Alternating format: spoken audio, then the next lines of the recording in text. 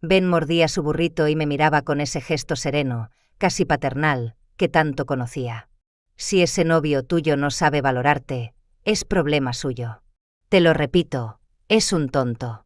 Cualquier hombre tendría suerte de tener a una mujer que arregla un motor antes del desayuno y que todavía encuentra tiempo para hornear un pastel en la tarde. Sus palabras me arrancaron una sonrisa forzada, pero por dentro sentí un nudo. No había pronunciado el nombre de Jake, pero bastaba con insinuarlo para que algo me doliera en el pecho. Alcé la taza de café, buscando refugio en el vapor. No hablemos de él, ¿sí? Solo tomemos el café. Ben levantó las manos en señal de rendición, y por unos minutos compartimos el silencio del taller, sentados en cubetas viejas, como si la vida pudiera ser sencilla. Pero no lo era. No desde hacía semanas, desde que 2 rayitas rosas en un test barato me habían cambiado para siempre. Ese secreto me consumía. No podía contarlo en el trabajo. Armen, el dueño de la compañía, era tan estricto que aprovecharía cualquier excusa para despedirme. Y yo no podía perder ese empleo.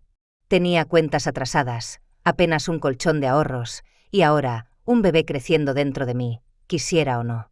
Me subí la cremallera de la sudadera hasta la barbilla como si así pudiera esconder no solo mi vientre, sino también el miedo.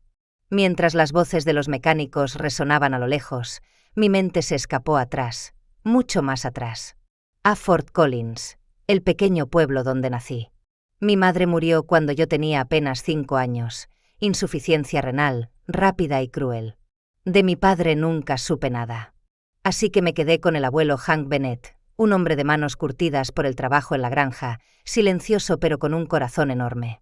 Él me enseñó a cambiar una llanta antes incluso de tener licencia de conducir, y a reparar el carburador de una Chevy cuando otras chicas apenas soñaban con bailes escolares.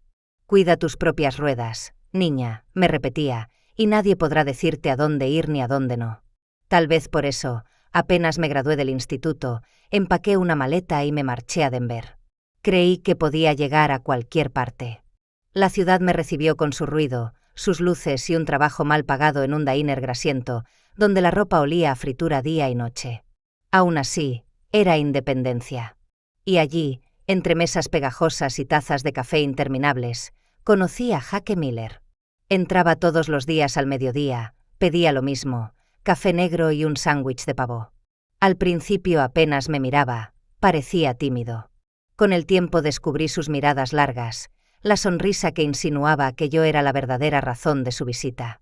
Una tarde llegó con un pequeño ramo de margaritas, mis flores favoritas, aunque yo jamás se lo había contado. Me pidió salir, y yo dije que sí sin pensarlo. Sentí que, por fin, algo bueno ocurría en mi vida. Jake no era rico, pero era encantador, decía lo correcto, que admiraba mi esfuerzo, que amaba mi independencia. Meses después se mudó conmigo, compartimos alquiler, y yo creí que era amor de verdad, amor para siempre. El día que supe que estaba embarazada, mis manos temblaban de nervios, pero mi corazón rebosaba ilusión. Imaginé a Jake sonriendo, abrazándome, prometiendo que enfrentaríamos todo juntos. Pero cuando se lo dije, se quedó helado. «¿Estás segura?», murmuró, como si le hablara de un crimen y no de una vida nueva. Reí con nerviosismo, traté de aligerar el momento. «Claro que estoy segura, Jake. Es nuestro bebé, tenemos que hablar de esto». Pero él negó con la cabeza, esquivo. «No estamos listos, Amber. Es demasiado pronto. Pensé que te estabas cuidando». Esa noche apenas pronunció palabra. A la mañana siguiente, se marchó sin besarme. Los días se hicieron silencio. Mis llamadas fueron a buzón de voz. Mis mensajes quedaron sin respuesta. Intenté convencerme de que solo estaba asustado, que volvería, pero en mi interior ya sentía el frío de algo que se rompía sin remedio. Y entonces lo vi. No en casa, no regresando con flores ni disculpas. Lo vi frente a una boutique elegante, con ella. Vanessa Brooks. De esas mujeres que parecen salidas de una revista, cabello perfecto, uñas impecables, risa cristalina. Jake tenía el brazo alrededor de su cintura, y reían como si nada en el mundo pudiera tocarlos. Me quedé petrificada, un fantasma mirando su propia vida desde fuera. Él me vio. Sus ojos se agrandaron, el brazo se tensó, y por un instante creí que correría hacia mí, que explicaría, que suplicaría perdón. Pero se adelantó frente a Vanessa, como si yo fuera una amenaza. «Amber, ¿qué haces aquí?». Su voz era cortante, defensiva. Y sin poder detenerme, solté la verdad. «Estoy embarazada, Jake. Es tu hijo. Necesitamos hablar». La risa de Vanessa fue suave, cruel, como un veneno. Embarazada de él. Me recorrió con la mirada como si yo fuera una mendiga. «Cariño, ya es hora de que sigas adelante». Jake ya lo hizo. Jake flinchó, pero no la desmintió. Apenas murmuró: «Amber, ya hablamos de esto». «No, no hablamos. Tú huiste. Dejaste el teléfono apagado. Me hiciste creer que estabas muerto en una zanja o que simplemente no te importaba». Vanessa cruzó los brazos, gélida. «Sea lo que sea, se acabó. Él está conmigo ahora. Encárgate de tu pequeño problema y deja de hacer el ridículo». Las palabras me cortaron el aire. Jake se acercó más a ella, no a mí. «Tiene razón, Amber. No estamos en condiciones para esto. Haz lo que es mejor. Deshazte de él».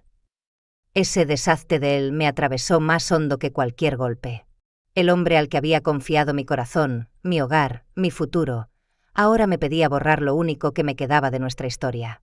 Mi mano se movió sola. La bofetada resonó en la calle, ardiente en su mejilla. «Cobarde», susurré con rabia y dolor. «No mereces ser padre de nadie». Vanessa dio un paso al frente, indignada, pero Jake la contuvo, rojo de ira o de vergüenza. «Vete a casa, Amber. Se acabó.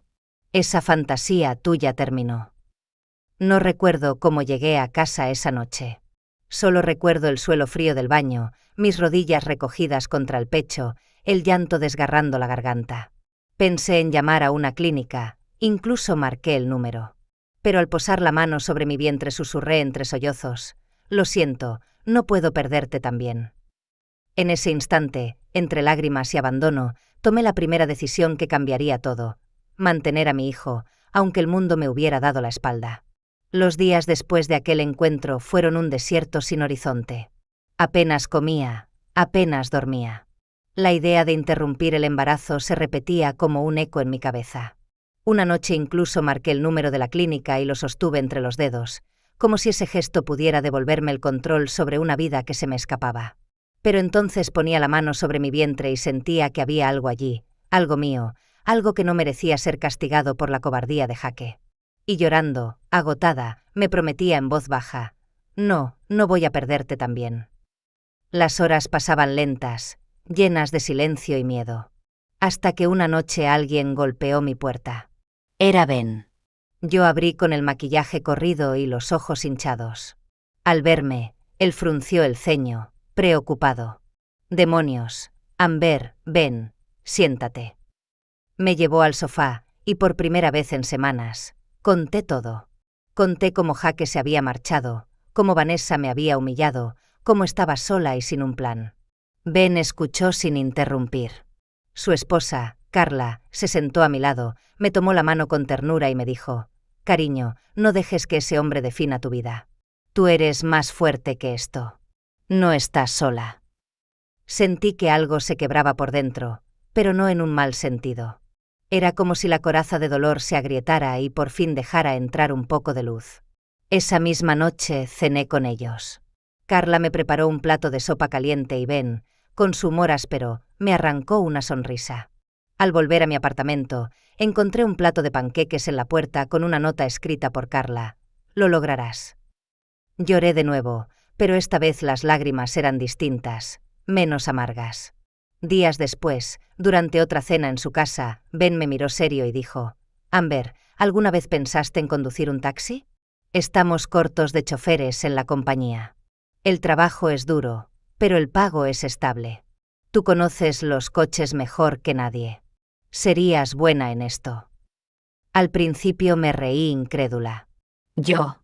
Apenas logro mantenerme entera y quieres que lleve desconocidos de un lado a otro». Él se encogió de hombros. «Tal vez eso es justo lo que necesitas. Mantenerte en movimiento. Además, ya sabes arreglar motores, y eso es medio camino ganado. Me sonó una locura, pero la mañana siguiente estaba de pie en la oficina estrecha de la compañía, enfrentando a Armen, el dueño. Era un hombre bajo y fornido, de ojos filosos y lengua más filosa aún. ¿Has conducido profesionalmente antes? No, señor. ¿Tienes licencia, accidentes, DUIs? Sí, señor, tengo licencia. No, señor, nada de eso. Él me observó un instante largo, como si calculara el riesgo. Finalmente lanzó un gruñido y me empujó un montón de papeles. Empiezas mañana. No llegues tarde. No malgastes combustible. Y no creas que no sabré si tomas la ruta larga para cobrar más. Hay cámaras en cada coche. Lo veo todo. Apreté los dientes, conteniendo las ganas de contestar algo sarcástico. La verdad es que necesitaba ese trabajo. No estaba en posición de elegir. La primera semana fue brutal. Jornadas larguísimas, maletas que parecían de plomo, pasajeros que me trataban como si fuera invisible o como si no existiera más que para soportar sus caprichos. Hubo quien golpeó el asiento para apurarme, quien se quejó de la música aunque el radio estaba apagado, quien dejó la puerta abierta bajo la lluvia. Volví a casa con los hombros tensos y las manos entumecidas de tanto aferrarme al volante. Pero también hubo pequeños momentos que me dieron fuerzas. Una anciana que me pagó la tarifa y además me entregó una bolsa de galletas caseras. Un hombre de negocios que, al bajar, me dijo en voz baja: «Gracias por llevarme a casa a salvo». Cosas mínimas, pero suficientes para recordarme que mi esfuerzo tenía sentido. Cada kilómetro recorrido era un paso más lejos del dolor y un paso más cerca de demostrarme que podía con esto. Que podía sostenerme sola. Que podía, contra todo pronóstico, sostener también a la vida que crecía dentro de mí. Con el paso de las semanas, la rutina del taxi comenzó a moldearme. Ya no temblaba al girar la llave de arranque, ya no me perdía en cada avenida. Poco a poco, el volante se convirtió en una extensión de mis manos y la ciudad en un mapa secreto que aprendía a descifrar cada día. Al principio llegaba a casa con el cuerpo molido y la garganta reseca, pero también con unos billetes arrugados en el bolsillo que significaban algo más que dinero, significaban que yo podía. Mi secreto seguía ahí, oculto bajo sudaderas anchas y chaquetas demasiado grandes para la estación. Cada mañana frente al espejo me aseguraba de que nadie notara la curva incipiente de mi vientre. Tenía miedo de que, si Armen lo descubría, buscaría cualquier excusa para despedirme. Y yo necesitaba ese trabajo como necesitaba aire. A veces el cansancio me vencía en medio del tráfico. El estómago revuelto, las náuseas repentinas, la espalda ardiendo después de horas sentada, pero apretaba los dientes y seguía. Me repetía que cada kilómetro era un ladrillo en el muro que me mantenía a flote, que cada propina era un paso más hacia la seguridad del bebé que crecía en silencio. Guardaba cada dólar en un frasco escondido, y verlo llenarse poco a poco me daba un extraño consuelo, como si con esas monedas también acumulara esperanza. Sin embargo, el miedo nunca desaparecía del todo. Miedo a fallar, a enfermarme, a quedarme sin fuerza antes de tiempo. Había noches en que me acurrucaba en la cama y pensaba que quizá Jaque tenía razón, que no estaba lista. Pero entonces escuchaba la voz de mi abuelo Hank en lo más hondo de la memoria: «Cuida tus propias ruedas, niña, y nadie podrá decirte dónde ir». Y yo sabía que esas palabras no eran solo sobre coches. Eran sobre la vida. Un viernes por la tarde, después de una jornada especialmente dura, me encontré a Ben en el garaje mientras limpiaba la cabina. Él se cruzó de brazos, observándome con detenimiento. «Está sonriendo», comentó sorprendido, como si fuera la primera vez en mucho tiempo. Me encogí de hombros. «Supongo que sí». Él me dio una palmada en el hombro. «Eso está bien. No dejes de hacerlo. Te lo mereces». Esa noche caminé a casa con una sensación extraña, distinta al cansancio habitual. Era como si en algún lugar entre el ruido del motor y las luces rojas de los semáforos hubiera recuperado un pedazo de mí que creía perdido. No era felicidad plena, no todavía. Pero sí la certeza de que podía mantenerme en pie, incluso cuando todo a mi alrededor se había derrumbado. Comencé a descubrir pequeñas cosas que me devolvían orgullo. Saber llevar a un pasajero puntual al aeropuerto pese al tráfico imposible. Encontrar atajos en calles que jamás había pisado antes. Escuchar cómo alguien, al bajar, me deseaba buen turno y sentir que lo decía de verdad. No era mucho, pero era mío. Y después de tanto tiempo sintiéndome invisible, eso tenía un valor inmenso. Cada día que pasaba sin llorar por Jaque, cada noche que regresaba con algo de dinero guardado, era una victoria silenciosa. No eran batallas grandiosas, pero sí suficientes para sostenerme. Y en medio de esa lucha íntima, empecé a darme cuenta de algo. No estaba solo sobreviviendo. Estaba construyendo algo nuevo. Miré mis manos manchadas de grasa y pensé en todo lo que había perdido. Luego posé la mano sobre mi vientre, todavía oculto bajo la tela holgada, y supe que también había mucho por ganar. Una vida nueva, literal y metafórica. Una vida que apenas comenzaba a tomar forma y que, contra toda predicción, me pertenecía a mí sola. Por primera vez en mucho tiempo, mientras cerraba la puerta de mi apartamento y me dejaba caer exhausta en la cama, pensé, quizá no estoy rota. Quizá, de alguna forma, estoy empezando de nuevo. Era tarde y la lluvia comenzaba a caer con furia sobre el parabrisas cuando recibí la llamada de una carrera importante. Un cliente de alto perfil en las afueras de la ciudad. Conduje hasta la dirección indicada, una mansión iluminada como si dentro se celebrara un carnaval. La música retumbaba tanto que hacía vibrar las ventanas. Hombres trajeados salían tambaleándose con copas en la mano y risas vacías. Esperé varios minutos, pero nadie apareció. Al final, uno de los anfitriones salió con un vaso en alto y dijo entre carcajadas: «Olvídalo, no va a ir a ningún lado esta noche». Y así, de golpe, la carrera quedó cancelada. Llamé a Armen para explicarle, empapada por la frustración. Su respuesta fue un chasquido de lengua en el auricular. «Ese es tu problema, no el mío. Regresa al garaje y ni se te ocurra cargarme el tiempo perdido». Colgó antes de que pudiera responder.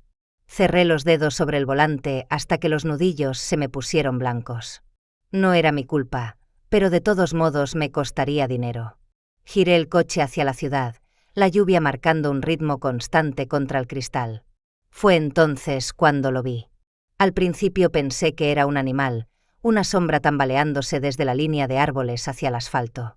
Reduje la velocidad, el corazón golpeándome el pecho. Al acercarme distinguí la figura, un hombre alto, con la ropa desgarrada y el cuerpo cubierto de sangre seca y barro. Caminaba a trompicones, hasta que se desplomó de rodillas al borde de la carretera. El instinto me gritaba que no bajara la ventanilla, que era una imprudencia. Mujeres como yo terminaban en las noticias por recoger desconocidos en medio de la nada. Pero entonces él levantó el rostro. Sus labios partidos apenas pudieron formar un murmullo: «Por favor, ayúdeme». Y cayó de bruces sobre el pavimento húmedo. «Maldita sea», susurré mientras abría la puerta y corría hacia él. El frío de la lluvia me caló los huesos, el esfuerzo me tiraba del vientre, pero conseguí arrastrarlo hasta el asiento trasero. Era pesado, y cada paso parecía desgarrarme, pero no podía dejarlo allí. Cerré de golpe la puerta, encendí el motor y giré rumbo al hospital más cercano. «Quédate conmigo, ¿sí? No te duermas», le repetía mientras miraba el retrovisor. Su respiración era irregular, sus ojos se cerraban y abrían a medias. «Mi nombre es Amber. Vas a estar bien, casi llegamos». Él abrió los labios una última vez y murmuró una sola palabra: «Liam». Después, perdió la conciencia. Apreté el acelerador, las luces de la ciudad aún lejanas. Cada semáforo en rojo parecía un enemigo, cada curva un obstáculo. Mi corazón latía más rápido que los limpiaparabrisas. Cuando por fin llegamos al hospital, salté del coche y grité por ayuda. 2 enfermeros corrieron con una camilla, lo subieron sin hacer preguntas y lo desaparecieron tras las puertas del área de emergencias. Me quedé allí, empapada y temblando. Una enfermera me pidió los datos del paciente. No tenía identificación, ni billetera, nada. Solo su nombre: Liam. Miré mis propios bolsillos vacíos y sentí la punzada de la decisión.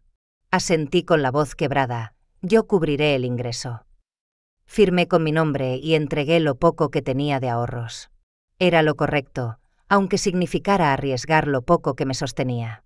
Regresé al garaje horas después, agotada y con la ropa todavía húmeda. Armen me esperaba con los brazos cruzados y el ceño fruncido. ¿Qué demonios crees que haces? Las cámaras muestran que recogiste a un vagabundo cualquiera. ¿Sabes cuánto combustible desperdiciaste? Respiré hondo, intentando mantener la calma. Estaba herido. Sangraba. Podía morir. Armen soltó una risa seca. ¿Y ahora quién va a pagar la factura del hospital? Tú misma. Olvídate de cualquier bono. Apreté la mandíbula y caminé hacia mi coche sin responder. No había arrepentimiento en mí, solo un presentimiento oscuro, que lo que había hecho esa noche, lo que había parecido un acto de compasión, era en realidad el primer paso hacia algo mucho más grande y peligroso. La mañana siguiente me despertó un golpe seco en la puerta. Por un instante pensé que era Armen, dispuesto a echarme en cara de nuevo lo de la noche anterior. Pero cuando abrí, me encontré con 3 hombres. 2 de ellos eran altos, rígidos, de esos que se mueven como sombras entrenadas para intimidar. El tercero llevaba un traje a medida, gemelos dorados y un reloj que probablemente valía más que todo mi apartamento. Sonrió, pero sus ojos permanecieron fríos. «¿Amber Bennett?», preguntó con voz suave, demasiado ensayada. Asentí despacio, una mano instintiva protegiendo mi vientre bajo la sudadera. «Soy Gregory Carter. Quiero agradecerle por salvar a mi hijo anoche, Liam. El aire pareció espesarse. Así que era su padre. Pero no se comportaba como un hombre aliviado por la vida de su hijo. En lugar de abrazarme la mano, colocó un sobre grueso sobre la mesa de la cocina sin pedir permiso para entrar. «Una pequeña muestra de gratitud», dijo.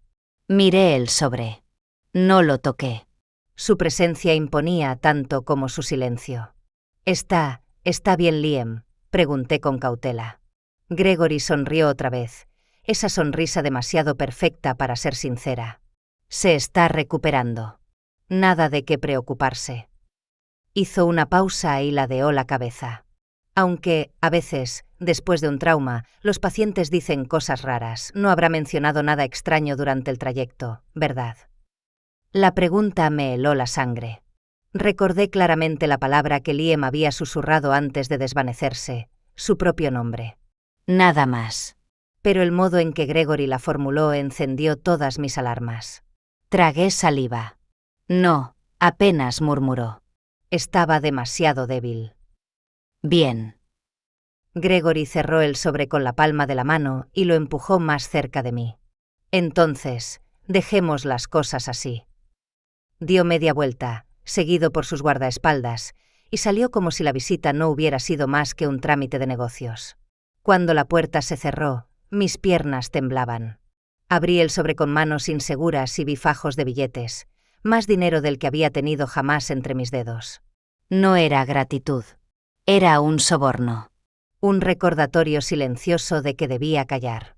Y esa sensación, esa falta total de emoción paterna, me dejó un nudo en el estómago. ¿Qué estaba ocurriendo realmente? No pude quedarme con la duda. Horas después regresé al hospital, con la esperanza de ver a Liam y escuchar de lo que pasaba. Pero en la recepción, la enfermera me detuvo con un gesto firme. «Lo siento, señorita. El paciente no recibe visitas. Está en coma inducido». Me quedé helada. «¿En coma?» «Pero ayer hablaba», decía su nombre. La enfermera se encogió de hombros, incómoda. «Órdenes de arriba. Su padre está con él».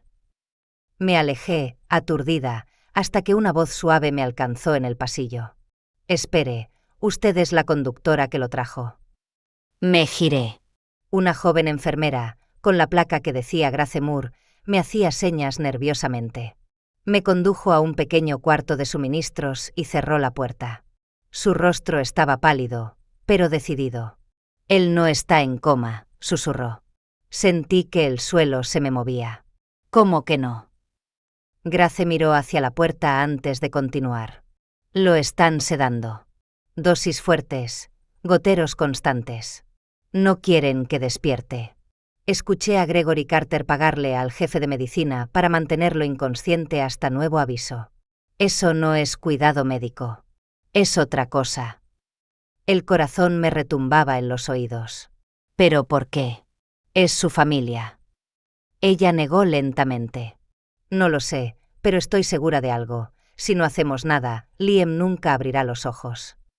Me quedé en silencio, con la espalda contra la pared, sintiendo el peso doble de la vida que crecía en mí y de la verdad que acababa de escuchar. Había rescatado a Liam una vez, y ahora entendía que esa no era la última vez que tendría que decidir entre la seguridad y el riesgo. Esa noche no pude dormir.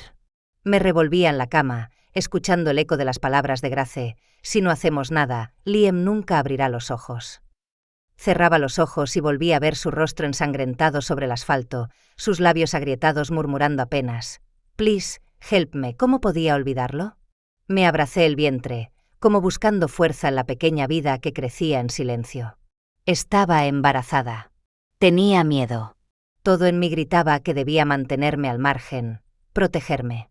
Pero otra voz, más profunda, decía que si lo dejaba en ese hospital, si aceptaba el dinero de Gregory y callaba, no podría mirarme jamás al espejo. Había salvado a Liam una vez. ¿De verdad lo iba a abandonar ahora? Al amanecer volví a buscar a Grace. Me recibió en la puerta de servicio, nerviosa, con el uniforme arrugado. «¿Estás segura?», me preguntó en voz baja. Tragando saliva, asentí. «Si lo dejamos aquí, lo matarán lentamente. No puedo permitirlo». Gracia abrió una bolsa de papel y me entregó un gorro de quirófano, una mascarilla y una bata blanca. «Póntelo. Actúa como si pertenecieras aquí. Los pasillos de noche están casi vacíos, pero cualquier mirada equivocada puede delatarnos». El corazón me golpeaba contra las costillas mientras caminábamos juntas por el corredor. El olor a desinfectante se mezclaba con el chillido lejano de una camilla. Cada sombra parecía un enemigo. Llegamos a la habitación. Liam estaba inmóvil, conectado a goteros que goteaban como relojes crueles. Grace giró la válvula y retiró la línea con manos firmes.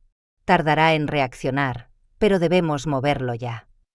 Entre las dos lo acomodamos en una camilla. Empujamos despacio, y cada chirrido de las ruedas me helaba la sangre. Mi vientre tiraba de mí, recordándome que no solo arriesgaba mi vida, sino también la de mi hijo. Apreté más fuerte el manillar. No podía fallar. En un cruce de pasillo escuchamos pasos.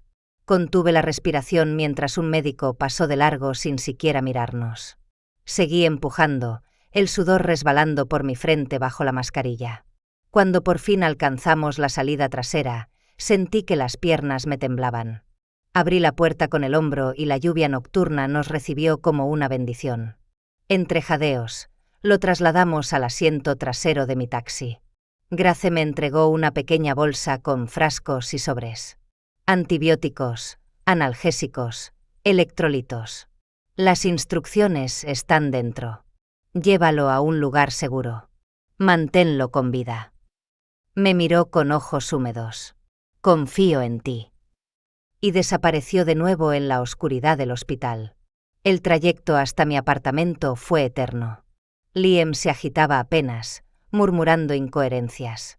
Cada semáforo parecía un obstáculo, cada luz roja una amenaza. Pero al fin lo llevé adentro, arrastrándolo casi a pulso hasta el sofá.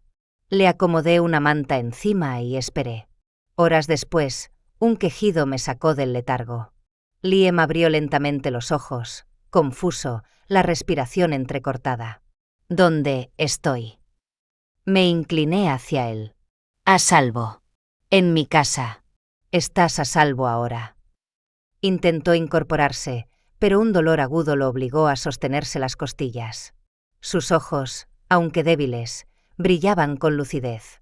Me salvaste 2 veces. Me crucé de brazos, la voz firme aunque por dentro temblaba. Quiero saber qué pasa, por qué alguien pagaría para mantenerte sedado, por qué tu propio padre actuaría así. Liam apretó la mandíbula, la sombra de un odio antiguo cruzándole el rostro. Gregory Carter no es mi verdadero padre. Se casó con mi madre cuando yo tenía 3 años, después de que mi padre biológico muriera. Mi madre confiaba en él, hasta que ella también falleció. Desde entonces, Gregory ha controlado todo. Pero mi verdadero padre me dejó la participación mayoritaria en su cadena de hoteles.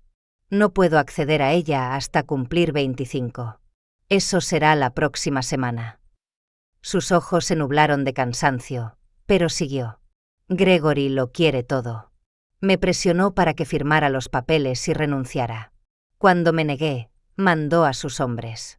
Me golpearon, me secuestraron. Quería quebrarme. Y cuando no lo logró, intentó enterrarme en ese hospital. Lo escuché con la garganta seca. Todo encajaba, la visita de Gregory, el sobre de dinero, la falsa calma. No era un padre preocupado. Era un usurpador protegiendo su botín.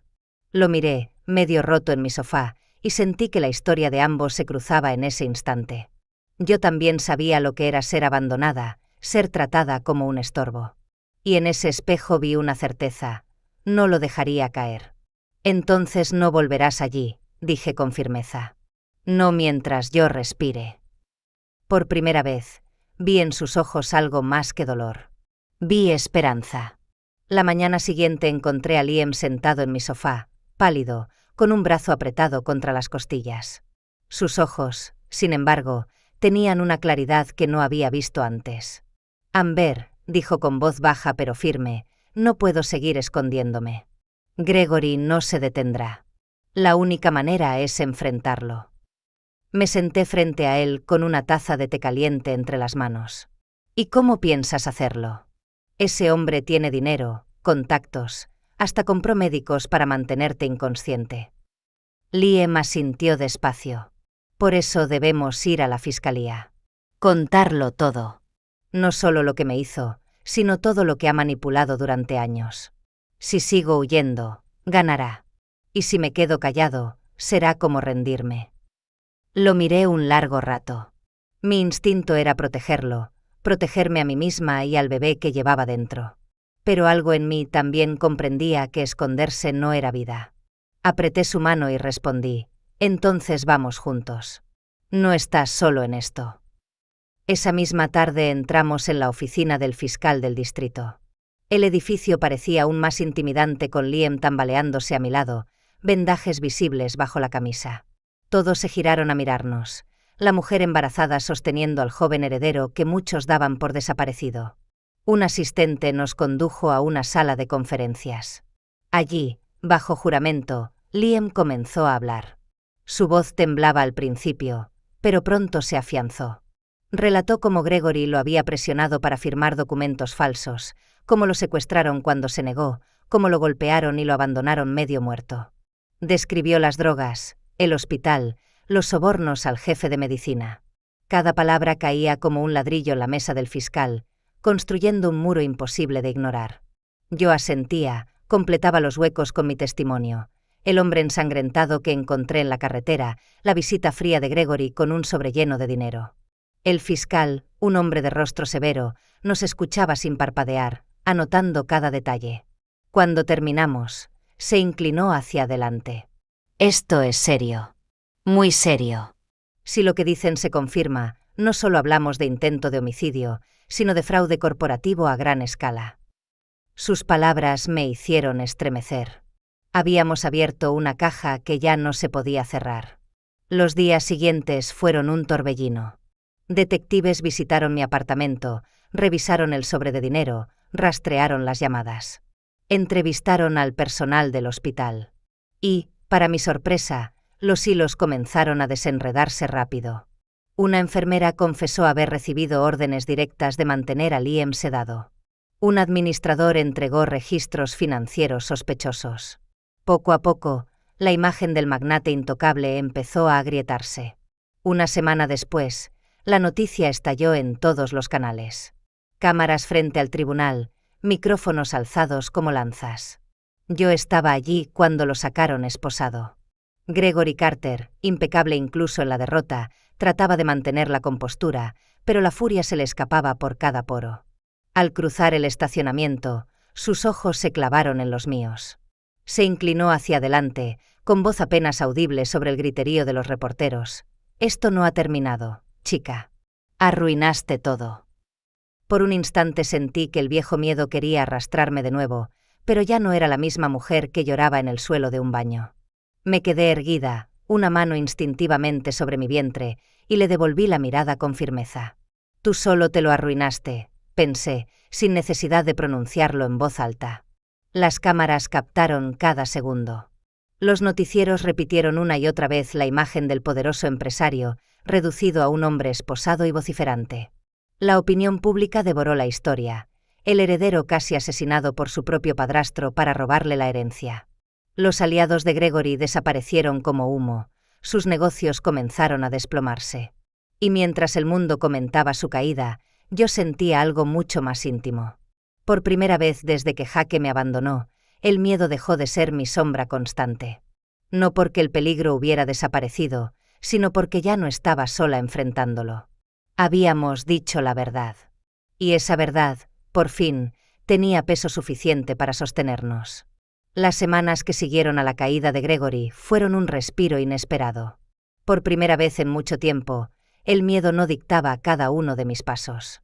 Liam insistió en acompañarme a todas las citas médicas, cargaba las bolsas del supermercado, montó un viejo Moisés que había encontrado en línea y con paciencia infinita me convencía de que no estaba sola en este camino. No es una deuda, Amber, repetía cada vez que yo protestaba. Es lo que quiero, estar contigo y con él. El embarazo avanzaba con altibajos, noches de insomnio, mareos repentinos, la ansiedad de lo desconocido. Pero Liam estaba ahí, sujetándome la mano en cada contracción de práctica, acomodando almohadas detrás de mi espalda cuando el cansancio me vencía. En esos momentos me di cuenta de que la familia no siempre se hereda. A veces se elige, se construye paso a paso, con actos pequeños y constantes. El día llegó de madrugada. Un dolor agudo me despertó, tan real que me hizo jadear. Entré en pánico, pero Liam se mantuvo sereno, como si toda su vida hubiera esperado ese instante. «Respira, Amber. Estoy aquí», me decía mientras me ayudaba a vestirme y me llevaba al hospital. Las horas siguientes fueron una mezcla de dolor y luz, de miedo y esperanza. Y cuando el amanecer tiñó de rosa las ventanas, escuché el primer llanto de mi hijo. Lo puse contra mi pecho y sentí que el mundo entero se detenía. «Noah», susurré entre lágrimas. «Bienvenido, Noah Bennett». Liam estaba a mi lado, los ojos húmedos, incapaz de apartar la mirada del bebé. «Es perfecto», murmuró, y en ese instante entendí que la vida me había devuelto mucho más de lo que me había quitado. Unos días después, aún en la habitación del hospital, Liam entró con un gesto tímido. En su mano llevaba un anillo sencillo, sin lujos, pero hermoso en su simplicidad. Se arrodilló, inseguro pero decidido. «Amber, sé que todo ha sido un torbellino. Sé que el pasado te rompió. Pero yo te amo. Amo a Noah. Quiero construir una vida con ustedes, si me dejas». Las lágrimas corrieron por mis mejillas, pero esta vez no eran de dolor. Asentí, apenas capaz de pronunciar: «Sí, Liam. Sí». Él me abrazó con delicadeza, cuidando de no aplastar al pequeño Noah, y en ese instante supe que, por primera vez en años, tenía un hogar. La vida que siguió no fue un cuento de hadas. Hubo noches de desvelo, cólicos interminables, discusiones por cosas mínimas. Pero cada risa de Noah, cada mirada de Liam, me recordaban que estábamos juntos en esto. 3 años después, nuestra casa en las afueras de Denver era un torbellino de juguetes tirados por el suelo y dibujos pegados en la nevera. El caos cotidiano se había convertido en mi mayor tesoro. Un día, al entrar a una agencia de viajes para organizar unas vacaciones, el pasado regresó de golpe. Detrás del mostrador, levantando la vista con expresión incrédula, estaba Jaque. Por un instante me quedé inmóvil, recordando la mujer que había sido cuando me dejó, asustada, rota, con la esperanza desangrándose entre los dedos. Pero esa mujer ya no existía. «Amber», tartamudeó, mirando luego a Noah, que me sujetaba la mano, y a Liam, que se acercó de inmediato con gesto protector. «Es». Intentó preguntar, pero lo interrumpí con una calma que me sorprendió. «Este es Noah Bennett Carter, y él es mi esposo». Sonreí con serenidad, sin rencor, y di media vuelta. Jaque se quedó en silencio, pálido, mientras nosotros salíamos a la calle. Esa noche, ya en casa, Noah correteaba por el jardín persiguiendo luciérnagas. Liam y yo lo seguimos riendo, hasta que el pequeño nos mostró orgulloso el brillo atrapado entre sus manos. Mamá, papá, miren. Nos arrodillamos los tres y abrimos juntos las palmas, liberando el destello frágil en la oscuridad. Lo observé elevarse hacia el cielo estrellado y sentí un nudo dulce en la garganta. Alguna vez creí que la felicidad era cuestión de suerte, un regalo reservado para otros. Pero ahora entendía la verdad. La felicidad se construye, pedazo a pedazo, decisión tras decisión. Yo había elegido luchar, había elegido no rendirme. Y esa elección me llevó aquí, a un hijo que era mi todo, a un hombre que eligió quedarse, a una familia que nació de la pérdida y del valor. Sonreí con lágrimas en los ojos, abrazada a Liam y a Noah, y susurré para mí misma: sí, la felicidad es una decisión. Y yo ya la tomé.